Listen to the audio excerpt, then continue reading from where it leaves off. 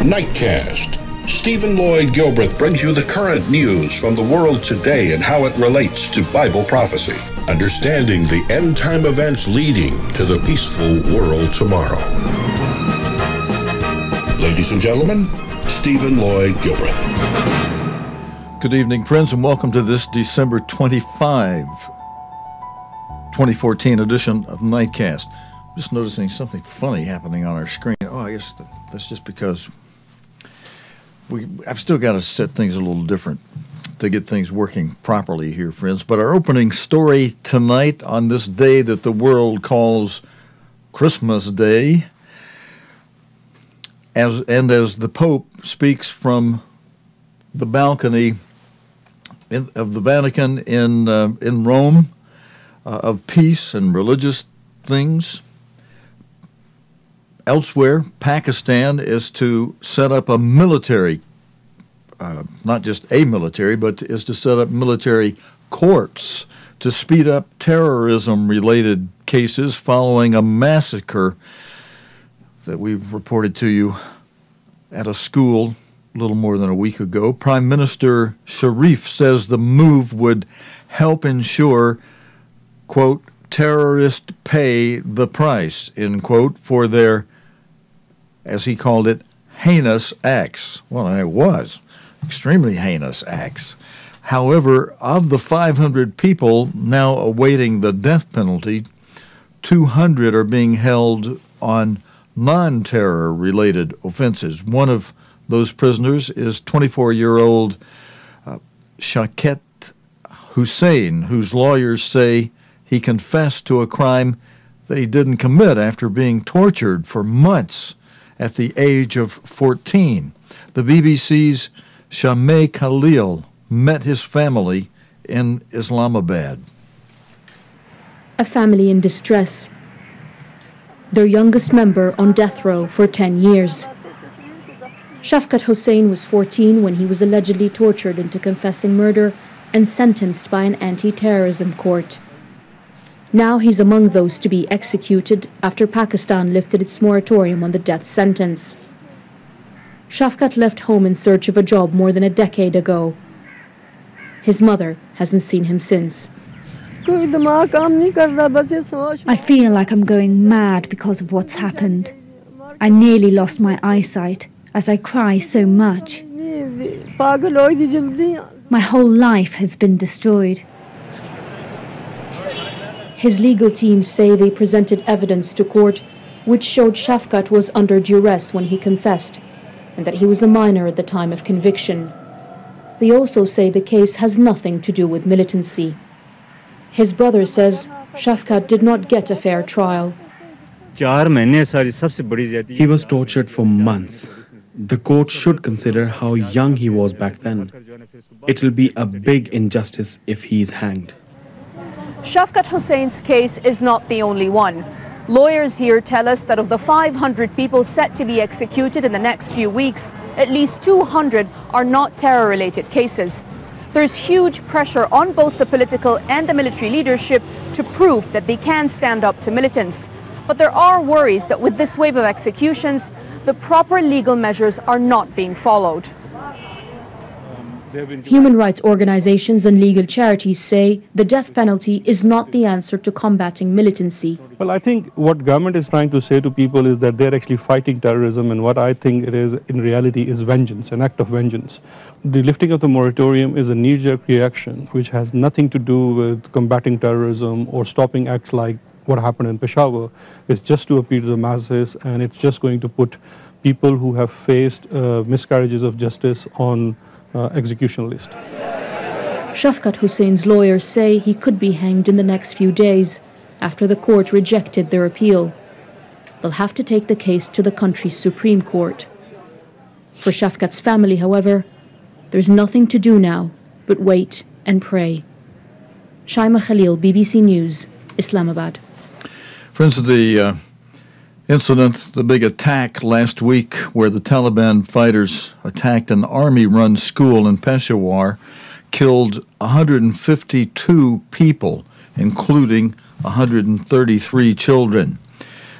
Pakistan's political parties reached agreement, as you heard in this last story, on the new courts after meeting to discuss a national plan of action to tackle terrorism. Laura Westbrook has this report. A show of unity across Pakistan's political spectrum. Party leaders, as well as the military, met here in Islamabad to discuss a national plan to tackle terrorism. It comes a week after Taliban militants attacked a school in Peshawar, leaving more than 140 dead, mostly children. After 11 hours of discussions, Prime Minister Nawaz Sharif made this announcement. Criminals involved in terrorist incidents in the past took advantage of weak laws to avoid a penalty. Therefore, special courts are being set up under the supervision of the military officer, so those who commit such crimes should be brought to court without delay. The new plan also includes cutting off funding to terrorists, supervising Islamic religious schools, which are known as madrasas, and a new special anti-terrorism force will be formed. This plan comes as security forces have intensified operations against militants in the northwest of the country. Last week, Pakistan lifted a moratorium on the use of the death penalty, and with this latest announcement, critics argue these measures mean innocent people could be executed. They say the new courts would also greatly strengthen the role of the military in a country where the army still wields enormous power behind the scenes. As the country continues to mourn following the attack in Peshawar, the government hopes to show them and the world that this is a turning point. Laura Westbrook, BBC News. Friends, those first two stories, of course, many of you will recognize, relate to the second seal from the book of Revelation that's depicted there as a red horse that Jesus Christ described in plain language, having activities of war and rumors of war and world war, nation against nation, kingdom against kingdom. We'll see the Pope tonight speak from the balcony of the Vatican, where he begins speaking of these effects of war. And we'll also see we have a very special report later in the program tonight, friends, related to the last part of what Jesus Christ described on that second seal, the red horse: nation against nation, kingdom against kingdom, world war, that only began in human history in these modern times and last century in 1914, when round one of World War began.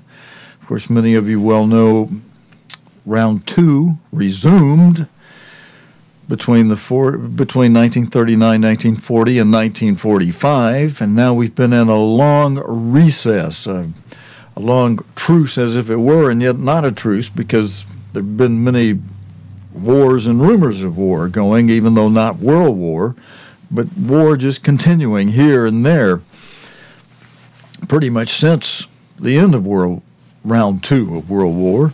We call it World War II. And next, round three is yet to come. But in today's news, with today being, as we mentioned earlier, the day the world calls Christmas, the Pope from the world's big religion has emphasized from the balcony of I don't know what to call that at the moment. I think it'll be in my notes here in a moment, but the Pope emphasized the plight of victims of war. Particularly, he put his focus on Iraq and Syria today in his traditional Christmas blessing from, this is St. Peter's Square. The Archbishop of Canterbury was unable to deliver his message due to a heavy cold. It was released online instead. Now, Caroline Wyatt has the report on this first video. Yes, brothers and sisters, Jesus is the salvation for every person and for every people. Salvatore del mondo, Domando oggi che guardi I nostri fratelli e sorelle dell'Iraq e della Siria. I ask him, the Savior of the world, to look upon our brothers and sisters in Iraq and Syria, who for too long now have suffered the effects of ongoing conflict, and who, together with those belonging to other ethnic and religious groups, are suffering a brutal persecution. Il Natale porti loro speranza. May Christmas bring them hope, as indeed also to many displaced persons, exiles and refugees, children, adults and elderly, from this region and from the whole world. Muti l'indifferenza in vicinanza e il rifiuto in accoglienza. May indifference be changed into closeness, and rejection into hospitality, so that all who now are suffering may receive the necessary humanitarian help to overcome the rigors of winter, return to their countries, and live with dignity. And friends, we have another video related to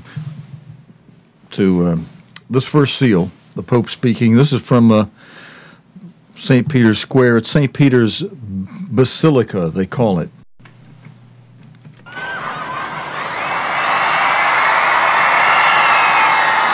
A rock star's welcome from the crowds for this popular Pope, celebrating his second Christmas Mass as pontiff. Speaking to the faithful on St. Peter's Square, Pope Francis' message was a sombre one. Davvero.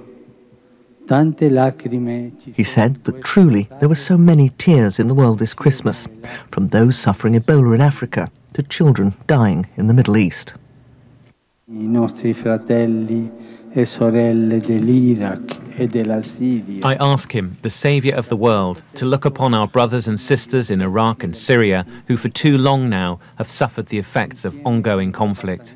Friends, we'll fade out of that because we heard the same thing in the previous video. This is just a different reporter's video input on it. And let's go on to the next story I have that still relates to this first seal, still events related to the Roman Catholic Church. Since they're very active today, we're keeping a real close and tight eye on them. And we're watching because we don't know whether Pope Francis is going to be the final pope before the seventh and final head of the Holy Roman Empire is crowned in a coronation ceremony that the Pope will conduct. Probably, very likely, he'll do that in Germany, in Frankfurt, Germany, in the Emperor's Hall, the place where the popes of the past have always crowned the heads of the Holy Roman Empire. So very likely history will repeat itself in that way as we get to the end of the history of man and Satan's rule upon this earth. One more story, though, related to the Roman Catholic Church tonight. Cardinal Vincent Nichols, leader of the Roman Catholic Church in England and Wales. He did a midnight mass in Westminster Cathedral in which he prayed for victims of persecution. Again, the head notes go back to what happened in Rome. In Rome, Pope Francis made a phone call to Christian refugees in a camp in northern Iraq and urged them to stay strong. Caroline Wyatt has this report. She is the religious affairs correspondent for the BBC. At Christmas Eve Mass at St. Peter's Basilica, Pope Francis urged Roman Catholics around the world to show more tenderness towards family and friends. Last night, his thoughts were also with the Christians driven from their homes in northern Iraq, as he telephoned one community in a refugee centre to give them his blessing this Christmas.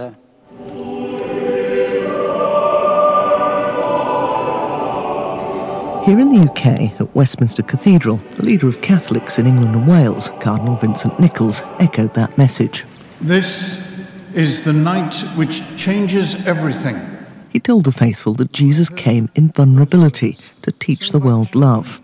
He too asked all to pray for those in Syria and Iraq suffering persecution by Islamist extremists. We will pray for them And not just for the Christians, I think for everyone who has suffered at the hands of those extremists whose actions are barbaric, whose actions we condemn, and anyone who acts in that way and claims to do so in the name of God, that is blasphemous. That is a real slur on true faith that all the great religions share. Later today, in his sermon at Canterbury Cathedral, the Archbishop of Canterbury, Justin Welby, is expected to say the true spirit of Christmas can't be captured in fairy tale endings.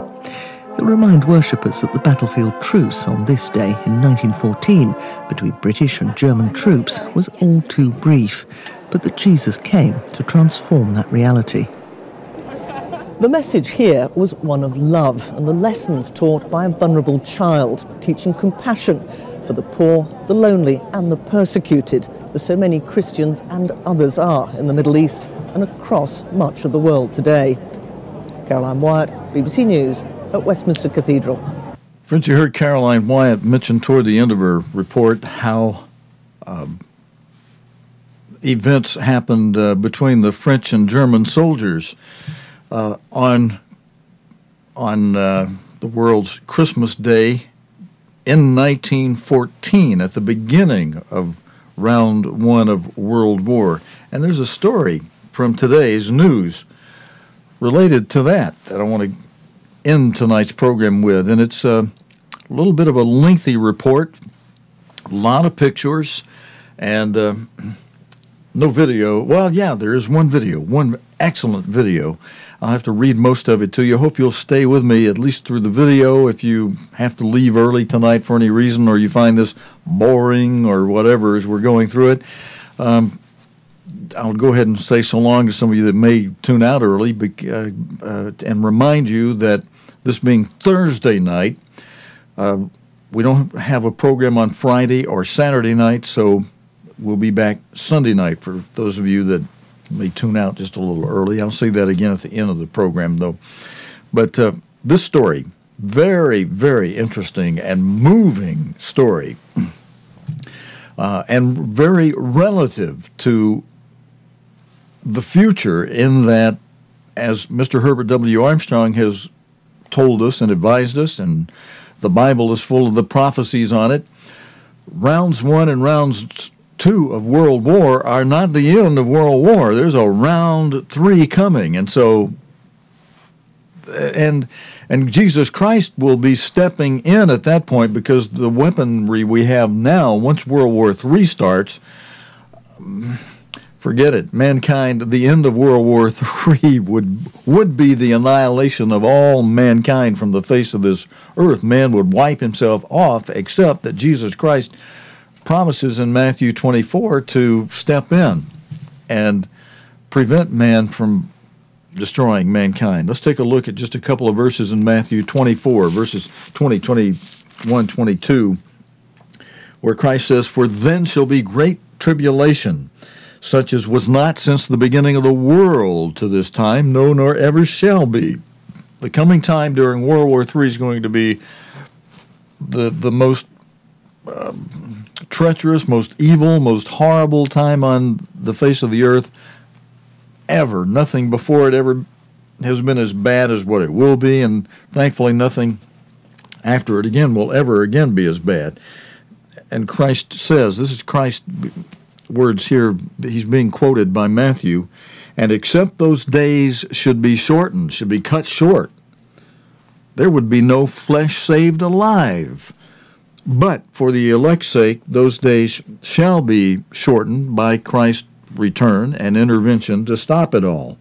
And that's a nice promise to keep in our minds as we go through stories of war. And yet, and this is also an unusual thing that happened. And a lot of people don't know about it. The head notes for this story says France has forgotten the Christmas-truce soldiers. And friends, this story will relate to those of you who may find anything about Christmas obnoxious or painful to think about or whatever, or because you know that the true background of Christmas is it's associated and tied in with pagan things. There are others of you who maybe tuned into this program who love Christmas and see it as, the birth of Jesus Christ, which it is not, by the way. They try to claim it is. It's really referring back to some miraculous type of rebirth of Nimrod and Semiramis that Semiramis threw together millennia ago. And then a couple of millennia ago, the Christian church, Roman Catholic Church, and the Roman government thought it would be, hey, this is a way to weave people in by associating all this with Christ. And really that birthday is the birthday of Nimrod, who is not Christ by any means.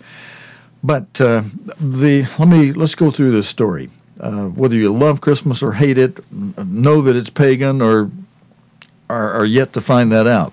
But because the world is deceived and some people think it's Christ, and they take a moment out to acknowledge the love aspects which Christ showed. You know, he was not one for war. He was, when they brought the woman before him who was caught in adultery, and he told her to go and sin no more, and he pointed out on the ground how all the rest of them had sinned, and he said, the first one of you, the one of you who's here without this same sin, cast the first stone. The doctrine of unclean hands. If there's any of you here with clean hands, you cast the first stone. They all left as he wrote their names on the ground, and maybe the names of who they had been with and the dates, that God gave him miraculously. He wrote something in the ground that made each one of them decide, time for me to leave. It's probably their name and who they had been with, doing the same thing they were accusing and had hauled this woman in for. But he didn't stone her himself, even though his hands would be clean in that. He pardoned her. He told her to go your way, but sin no more. But let me give you the caption on this story and then get into it. The caption behind this first photograph for this story reads, is actually an acknowledgement, a credit for the photograph, which is reproduced with, as the BBC says here, the kind permission of John Cregnan. And here's the story, friends. I'll be reading this to you. It's, as I mentioned, it's a little bit lengthy, but we got a lot of good pictures to go with it. The Artois region in France still carries the scars of bitter fighting and loss from the trenches of World War I. So why shouldn't one moment of camaraderie between enemies be celebrated and remembered? Ask Christian Carry-On. Memories of World War I is a film television production that can be seen everywhere in the quiet part of the Artois region in northern France, where I was born, Christian Carry-On says. The war left a trail of cemeteries with well-tended lawns in the midst of fields. Crops now grow around the edges of these spaces where 20-year-old kids from Australia, New Zealand, Canada, Great Britain, and other countries lie. 40 nations buried their sons in the earth of my homeland. While still a kid, I learned the names and flags of these countries. I was able to revise my geography while learning about the history of this war. Every autumn, my father and I collected artillery shells which had been brought to the surface by plowing. We carried them in our arms and laid them down at the entrance to our fields. A Renault 4 from the prefecture came to load them up like potatoes and spirit them away.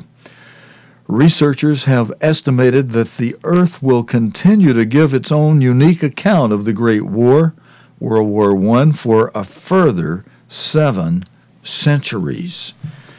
And the caption for this next photograph with this story, friends, reads, a World War I trench in Artois region of France. Every year, kids still try to unscrew these shells covered in dirt and rust to see what's inside. As a result, they lose a hand, their eyesight, or even their lives. The survivors of these unplanned explosions are treated as war casualties and receive a pension based on 1914 rates and converted into today's euros. Every November 11, my schoolmates and I sang the Marseillaise under the icy stare of a statue of an infantryman perched on a column engraved with names, each of which we had to read out loud. None of the houses we inhabited were built before the 1920s, and none of our furniture predated that decade. Our grandmother's wardrobes were no more. Sometimes one of these houses would subside as it was built over an old tunnel dug by soldiers. These incidents were treated as war damage, and the family was granted government compensation. 1914 to 1918 was more than just a date written in my school exercise book. It provided the backdrop to my childhood. I later realized that this war was the most important event of the 20th century. It carried the seeds of the next war, while heralding the Soviet era and American hegemony since Europe had pressed the self-destruct button. In 1992, I learned from Yves Buffetat's book entitled Battles of Flanders and Artois that enemy soldiers on opposing sides fraternized with each other over the Christmas period of 1914. I'm reading to you from this report about this film, this upcoming film, friends. A film that I really want to see, much more than I didn't watch the Sawney film, a comedy about the North Korean leader assassination, a planned assassination, just a movie, and it's supposedly a comedy. That didn't interest me that much, especially since that may tend to irritate the North Korean leaders, and who are, people you don't want to irritate really. But this film is one I'm very interested in seeing. Let me go back to this report where the author is saying, I read that some French soldiers applauded a Bavarian tenor, their enemy, a German, on Christmas Eve, while others played football with the Germans the next day. And the caption with this next photograph here, friends, reads, actually there's no caption for this one. It just says, find out more above this picture. And this is a picture, though, of Christian Carillon, who was born in January 1963 in Cambrai, France. His films include Joyeux Noël, in French that means Happy Christmas. His other films include 2005, The Girl from Paris, 2001, his film Farewell. Let's see, where was that? 2009. Let's see, 2005 was Joyeux Noël, 2001, The Girl from Paris, and 2009, Farewell. Now I need to give a credit here and appreciation for this story and let you know this. You can listen to the essay on BBC Radio 3 on Monday, December 29, or catch up afterwards on iPlayer It was recorded in Paris as part of a global year-long partnership between the British Council, BBC World Service, and BBC Radio 3, called The War That Changed the World. Now, the rest of this story, friends, reads this way. Joint burials also took place in no man's land, with masses read in Latin. Soldiers visited each other's trenches to compare working conditions. Some evenings, when the Scotch whiskey had been flowing, soldiers fell asleep in the opposite trench and left the following day, apologizing to those who, quote, lived there. I neither wanted nor was able to believe any of that, says the author. This was so contrary to the war I had learned about at school, full of suffering, selflessness, and courage in the face of the enemy. I met with the author of the book to ask him for evidence. He took me to the Imperial War Museum in London and showed me British soldiers' letters, sketches, and photos. Yes, photos. They show smiling faces, comrades standing arm in arm, and a real sense of joie de vivre. Joie de vivre. Joie de vivre. It's been a long time since I had my French classes. I felt the tears welling up. What a shock, he says. Perhaps the Tommies were able to relax in this way because they were not fighting on their own land to win back lost provinces. Any remaining doubts disappeared when I visited the French Army archives at the Château de Vincennes. Thanks to Yves Buffetot, I was able to access accounts by French soldiers who were involved in fraternization. I should point out that this was no easy task back then. And the caption with this photograph in this story, friends, reads, Colonel Scott Shepherd, the war for that moment came to a standstill.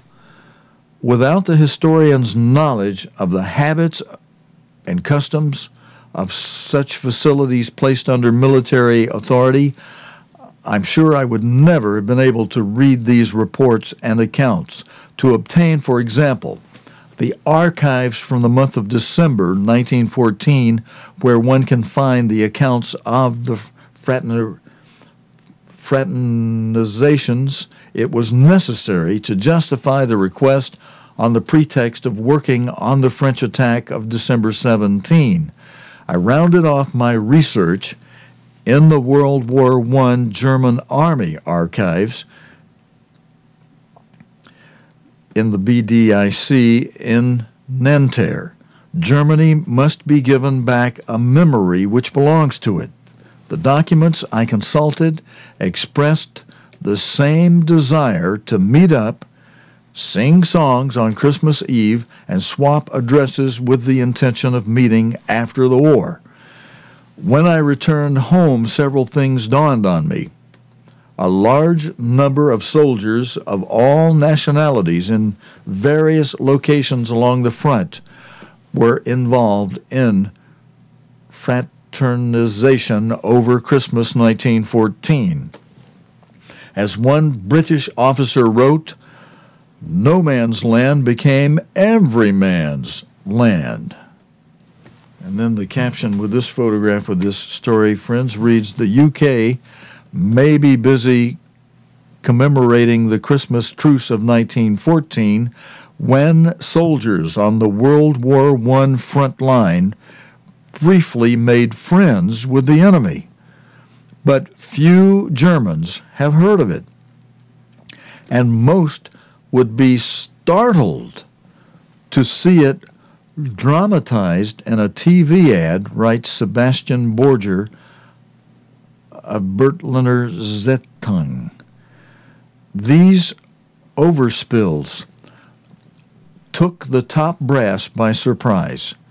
They attempted to restore order by moving what they called contaminated units, as one senior officer described them at the time. Some Scottish volunteers were sent home after 2 weeks of drinking tea and playing football with the Germans.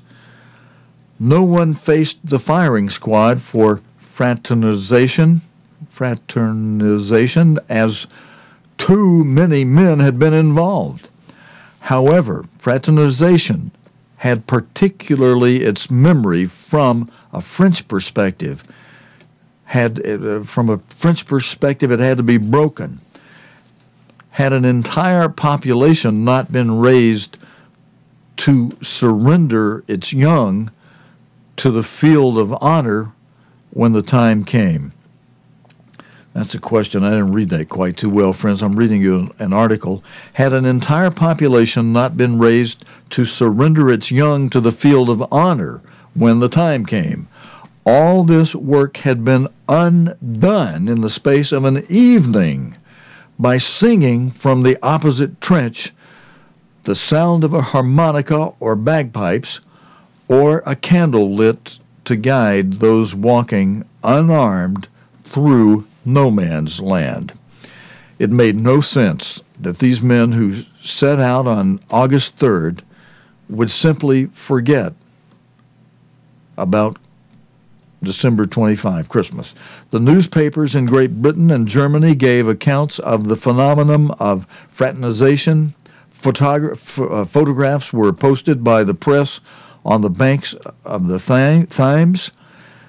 And then this photograph, friends, carries the caption, this photograph from picturing newspaper stories, reads, "In France, not a word was written on the subject. The newspapers had become tools enabling the army and authorities to spread propaganda.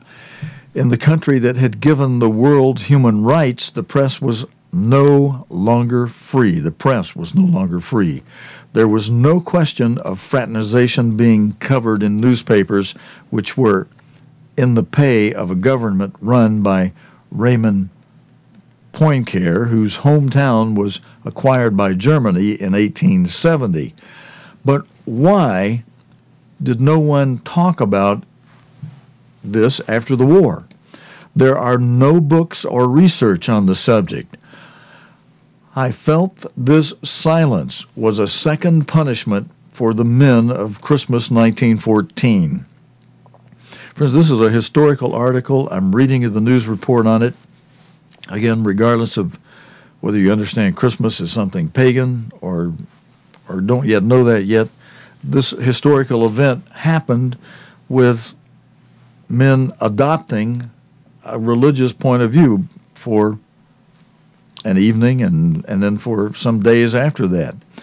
Going on with the author's story, this feeling of injustice stirred a profound desire in me to make the film Joyeux Noël in 2004. I set about recreating in relative terms situations which had occurred back then. A minority in the French army denied me access to a military site where I had planned to reproduce the battlefield. The army could not be seen to be, quote, involved in a film about rebels, I was told. And the caption with this photograph, with this story, friends, reads, "A scene from the film Joyeux Noël, directed by Christian Carillon. Rebels. The same word appears in accounts from 1914. With heavy hearts, we went into exile, shooting the film in Romania, despite everything that had happened. This was archived thanks to the energy of the actors, technicians, and everyone else involved. We were all passionate about resuscitating the memory of the fraternizations. When the film was released, a number of historians took me to task, feeling they were being targeted when I said I did not understand the lack of research on the subject. I was accused of overplaying an anecdote. Apparently, only 2 soldiers shook hands, and my film was about their story. A few months after the film was released, I was asked to produce a documentary to authenticate the facts regarding fraternization, which were presented in the film. I wanted to return to the military archives to film the evidence. In Vincennes, I was greeted by the young civilian who had prepared the files I had consulted, albeit with a certain degree of difficulty 13 years previously. He asked me if I wanted to see anything else and proceeded to show me the archives of the 2nd Bureau, France's military intelligence agency. I was shocked to discover that the General Staff had dispatched military intelligence officers to places where soldiers were fraternizing in order to ascertain and understand what was going on. Their reports were detailed, concise, enlightening, and wonderful. Mr. Carrion says. He says, I remember a note written by German soldiers which reached the French trench and was reported by a 2nd Bureau officer. This message, written in rudimentary French, warned French soldiers that a colonel was due to visit their trench and they would have to open fire at about 2 p.m. So it would be a good idea to duck at about that time. However, it would definitely not prevent them from having a drink as planned at 5 p.m. It was signed, Your Fond German Comrades. Almost hard to believe, isn't it, friends? We are now, Mr. Carrion goes on to say, we are now in the midst of commemorations to mark the centenary of World War I. We must remember Lorette, Vimy, Verdun, Passchendaele, and so many other places where blood was spilled. These names are part of the historical DNA of the 40 nations which were caught up in the whirlwind of the Great War. Are we once again going to forget these men who enjoyed each other's company that one day in 1914? I do not see them as heroes. I should add that I don't believe in heroes. I'm reading to you, still reading to you from Mr. Carrion's article. This Superman vision of the individual seems wrong and even dangerous to me. Heroes are always a facade for propaganda and therefore manipulation. His report goes on, as everyone knows, history is written by the victors who need icons and therefore heroes to keep the legend alive. Heroes are characters in popular literature, history books, and films. They encourage people to believe in the legend of victory. No, I don't like the word hero. I prefer the word courage. This is a quality which enables people like you and me to achieve exceptional things in equally exceptional circumstances. And because of their acts, they are no longer people quite like you and me.